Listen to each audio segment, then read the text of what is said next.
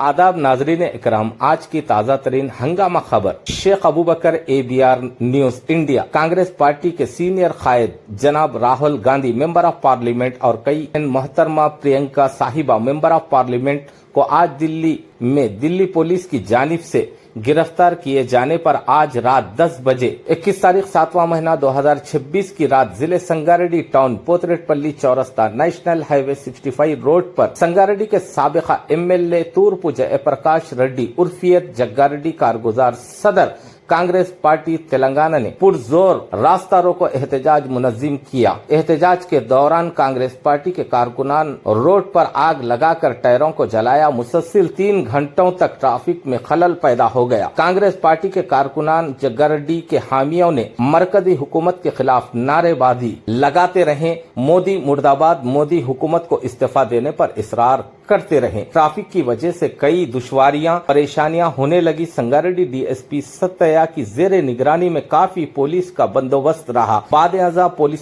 ने फौरी तौर पर जयप्रकाश रेड्डी उर्फियत जग्गारेड्डी को पुलिस ने गिरफ्तार करके संगारेड्डी टाउन पुलिस स्टेशन मुंतकिल किया। बाद-ए-अज़ा रिहाई अमल में आई। यहाँ के चंद मनाजिर देखते हैं और सुनते हैं। मजीद तफसीलात के लिए ABR news India Sangareddy town से।